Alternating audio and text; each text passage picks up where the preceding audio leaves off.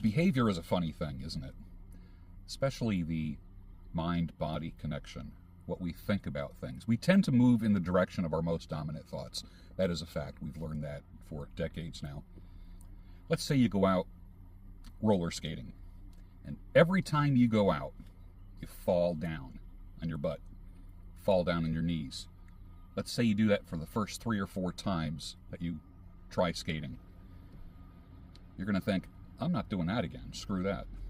Let's say you had the last 3 relationships end with some kind of failure, some kind of disappointment, discouragement, didn't turn out the way you wanted, hopes and dreams.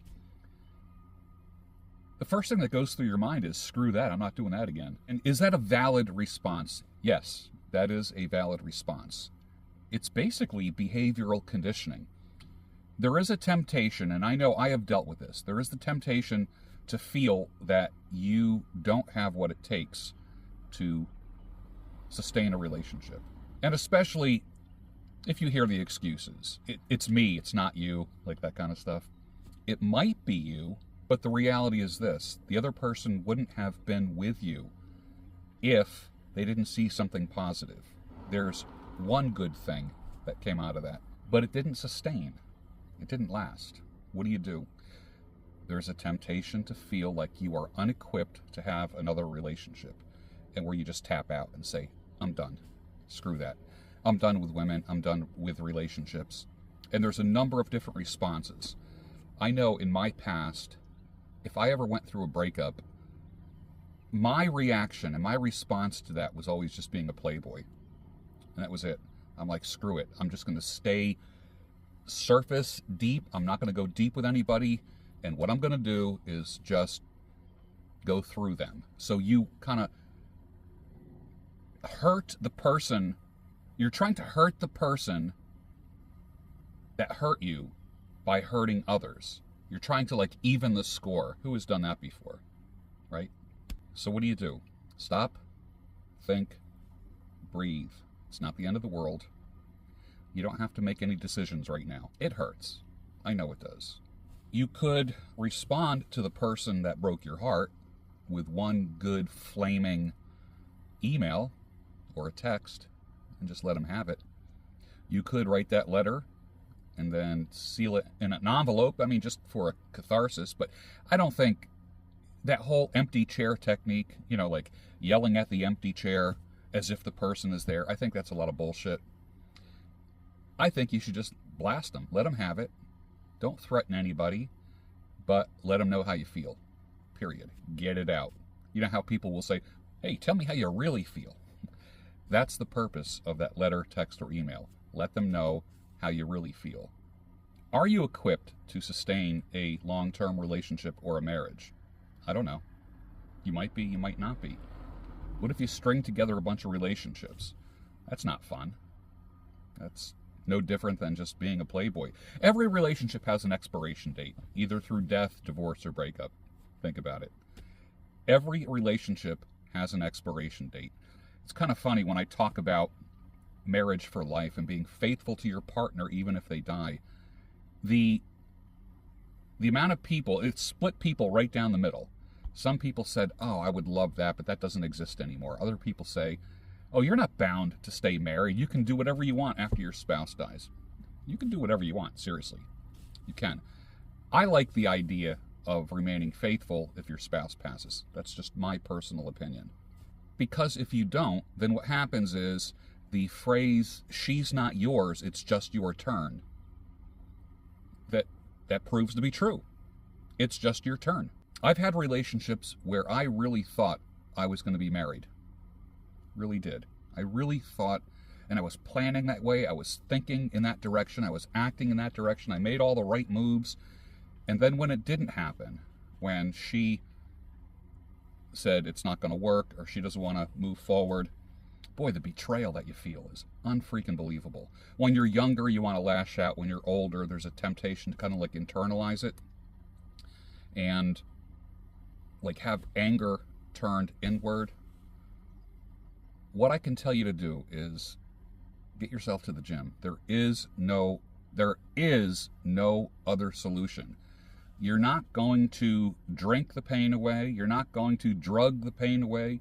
You're not going to Netflix the pain away. Pain resides in your body. Frustration resides in your mind, but pain resides in your body. Grief and loss through breakup and divorce is very similar to having physical pain.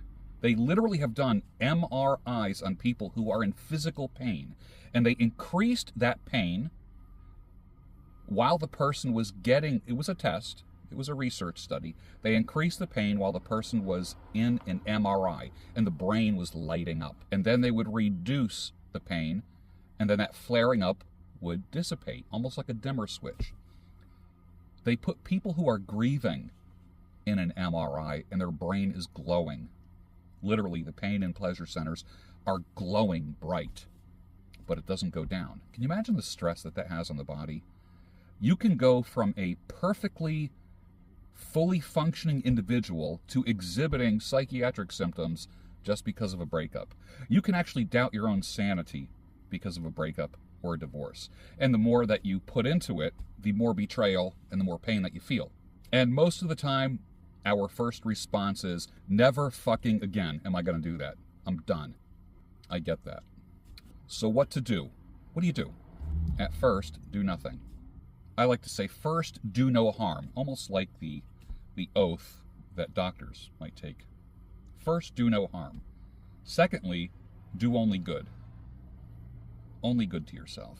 Drinking away the frustration, the anger, and the pain doesn't work. Drugging it away doesn't work because the problem is still there when you wake up. Having multiple sex partners can change the channel for a minute, but you know what?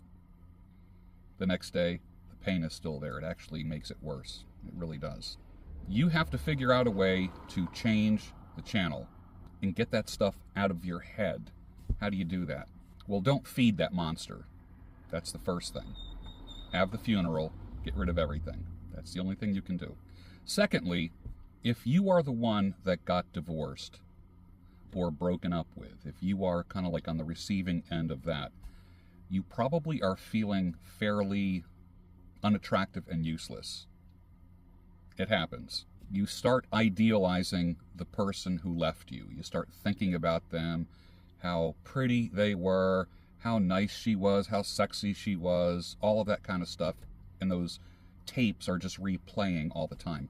This is what I want you to do. I want you to make a list of all the things that pissed you off, all the things that irritated you about her. Literally, write down on paper. Was she aloof? Did she lie? Did you catch her in deceptive behavior? Have you seen a incongruence between what she said and what she did? Write down a list of the negative things. Don't idealize the partner. What you need to do is build a case for them being out of your life. If they did it in a shitty fashion, in a deceptive fashion, then feel that pain. Feel the betrayal. Feel the disappointment and discouragement. Don't be tempted to feel that you are depressed. Stop it with the depression stuff. You're not depressed. You're discouraged. The cure for discouragement is always courage. That's what you need. Courage to move on. So rather than say, screw it, which is the easiest first reaction that you can get, don't do anything. Do nothing. You'll be fine. You'll be okay.